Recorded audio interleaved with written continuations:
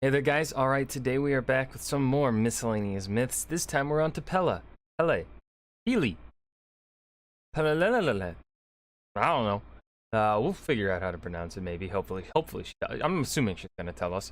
I'm leaning towards Pele. That's what I'm leaning towards.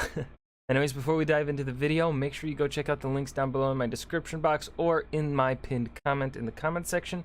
I have a link to my Twitch channel where I stream Monday, Tuesday, Wednesday, Fridays, and Saturdays from about 6 p.m. US Central Standard Time to about 9 p.m. US Central Standard Time.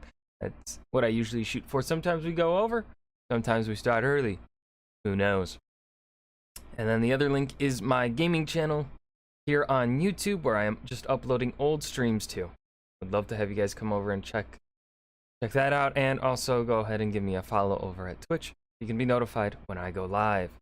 Now let's go ahead and dive into the miscellaneous myth. Personality would you assign a volcano goddess? I'd say most of us would agree that Fucking temperamental would be an understatement. While Hawaii would seem to agree, as the Kupua Pele, creator of the island. Pele. Alright, none of my guesses were right. As well as the goddess of fire, lightning, wind, and other such consequences of volcanoes, is That's something hot. of a hothead, let's say.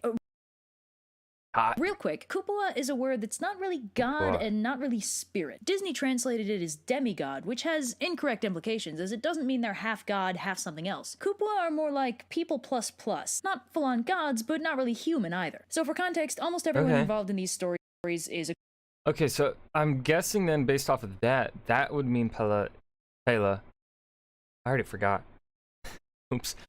Is a lot like, I guess, the origins of one of these supposed origins of King Arthur, or probably I think more commonly known, I guess, would be Woden. If you know anything about, I think, Welsh mythology kind of area, where not really a god, but also definitely not human.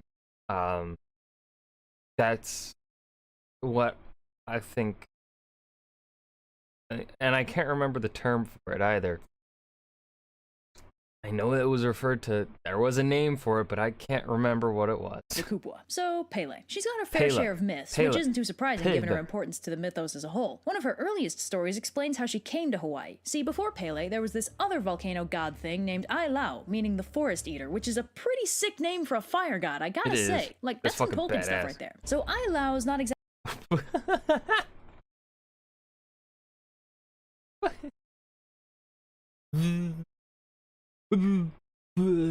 exactly well liked. Even though the lava he spits makes the islands grow, it's not like it's easy to live on an active volcano, and moderation isn't exactly in a volcano's vocabulary. So Ai lives in a volcanic crater, you know, for thematic appropriateness, specifically the caldera of Kilauea, the most active volcano on the islands. And as Pele's making her trek to Hawaii, she just... Pele, okay, I've got it now.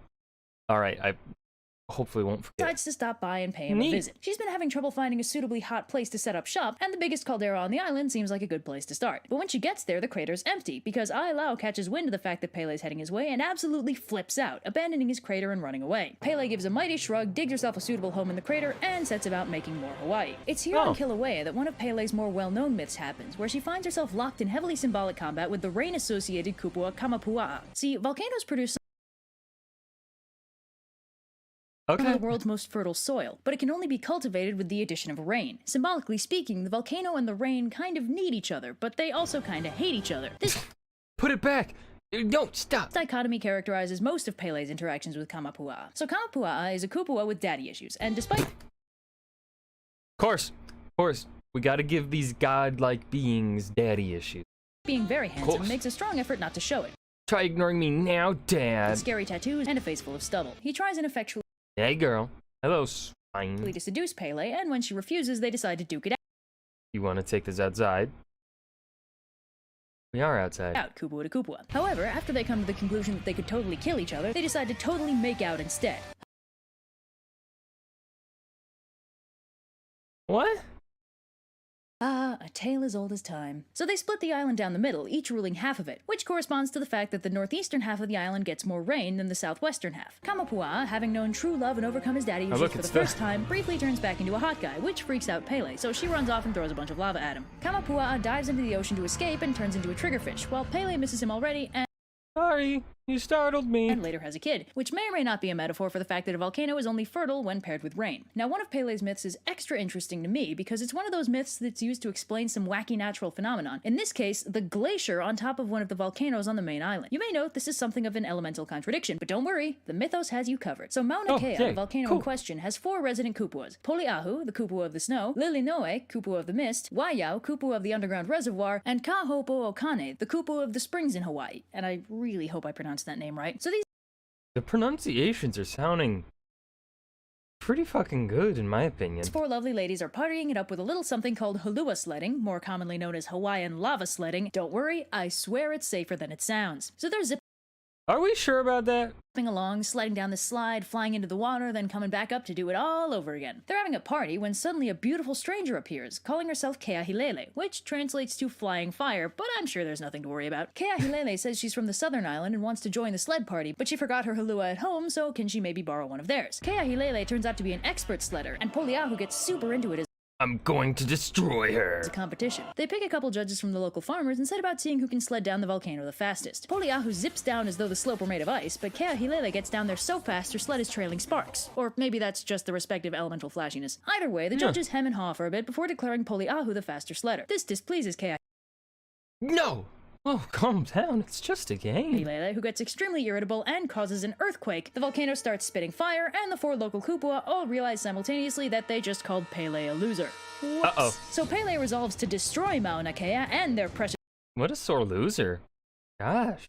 Pele, come on, dude. lava slip and slides, so she starts throwing chunks of lava while the other 4 kupua sprint up the mountain. The island starts erupting, which is bad news for everyone, so Poliahu and friends spring into action. Poliahu whips up a blizzard, Lilinoe blankets the ground with mist, and Waiau and Kaho'opo'okane do their water thing. Teamwork.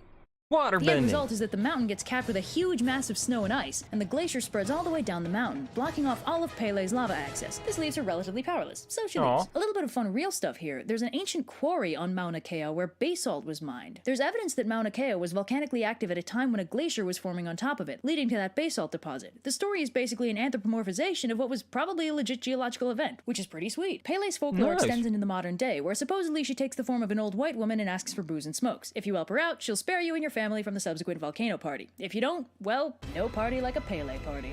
Huh. I have a dream. Come up. I can't. I've always been bad at at my pronunciation with Hawaiian and just Pacific Islander words. Kamapua was alternatively described as super handsome and super ugly in the sources I used. Well, that's a contradiction. It made him very difficult to design. Apologies in advance if I unknowingly gave him some horribly offensive tattoo designs. I did as much research as I could and found pretty much nothing. You guys should go see Moana. I have not watched Moana yet, even though I kind of want to. I don't have Disney Plus anymore. I need to get it so I can watch the Bad Batch Marvel shows. Anyways. That was Miscellaneous Myths Pele.